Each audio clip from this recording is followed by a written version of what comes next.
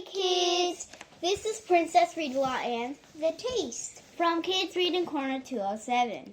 Today we're going to read Iron Man Invincible Marvel from the 5-Minute Marvel Stories.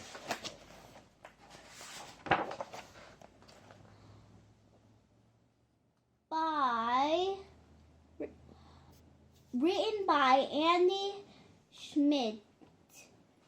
Illustrated by Dario, Brizuela, and Gaetano, Petrigno. As a boy, Tony Stark dreamed that technology could change the world for the better. Tony was just 19 years old when he started designing cutting-edge machinery for his family's company, Stark Enterprises. This has got to work, Tony declared as he built new gadgets. But to create them, Tony would need money, space, and resources. The United States Army was happy to give him everything he needed as long as Tony would give their soldiers better weapons.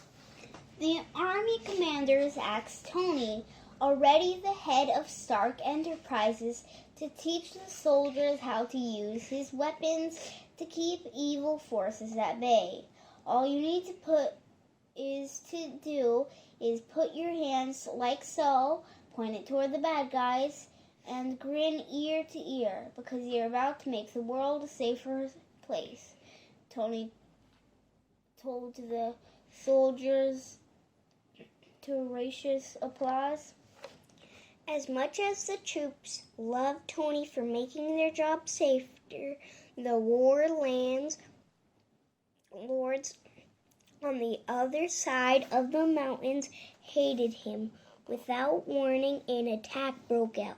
Soldiers defended Tony well, but one of Tony's own devices exploded. He was blasted off his feet and felt a sharp pain in his chest before he slammed into the ground. Ah! The last thing Tony remembered was a loud ringing in his ears. When Tony woke up, he was surprised to see a smiling face looking down at him. "My name is Dr. Ho Yin-sen," the smile said. "You're safe for now," but the explosion lodged shrapnel close to your heart. Yin-sen had created a powerful magnet that would pull on the shrapnel, preventing it from killing Tony. Tony was confused. "Thank you, Yin-sen," he said. Tony wasn't used to thanking other people, but before the two men could continue getting to know each other, several warlords barged into the cave where Tony and Yin-sen were trapped. "Stark and Ho!" one of the warlords bellowed.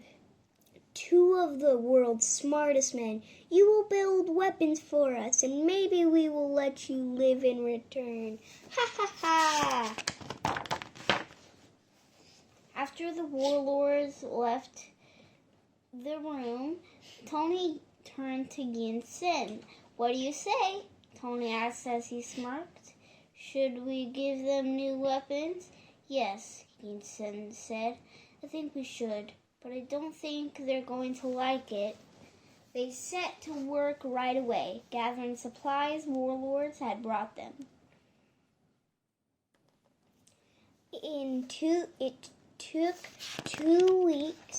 took weeks, but both men worked very hard.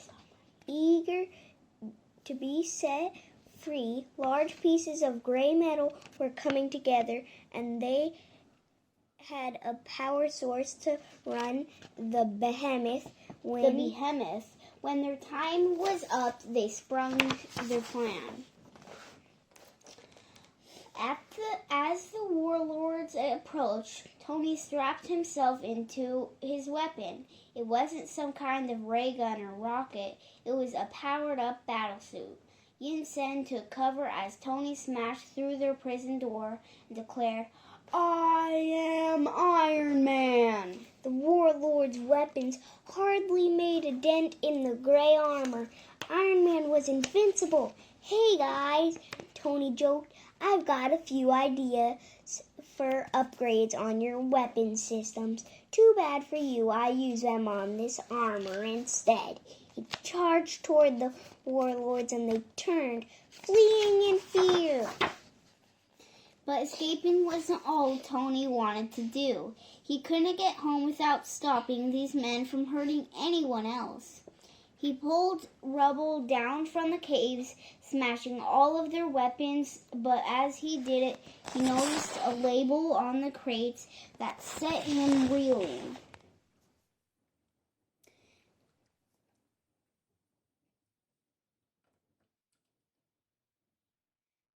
"Those crates, they're from Stark Industries. They're from my company."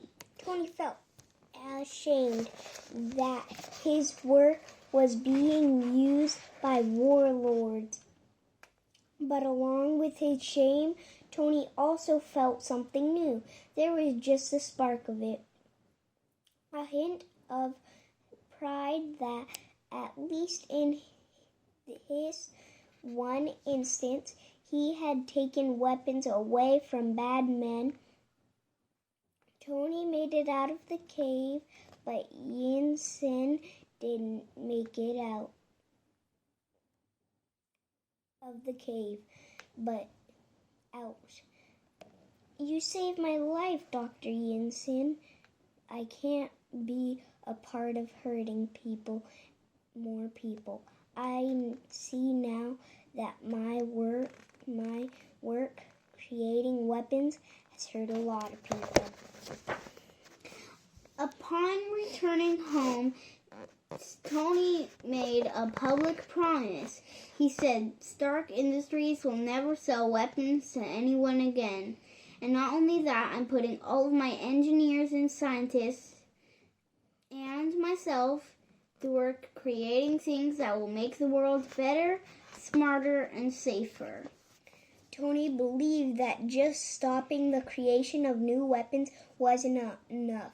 So he kept working in secret to refine and redesign his Iron Man armor so he could protect the world from the weapons he wouldn't be able to stop. Tony continuously upgraded his armor over the next several years. He fought tirelessly to keep the world safe. Eventually, he became a founding member of the mighty Avengers. Tony Stark wouldn't be remembered for his time creating weapons. Instead, the world became to know him for his red and gold armor. The world soon called him a superhero. The Golden Adventure, he was Tony Stark. He was Iron Man. The end. Thanks for listening. Read lots.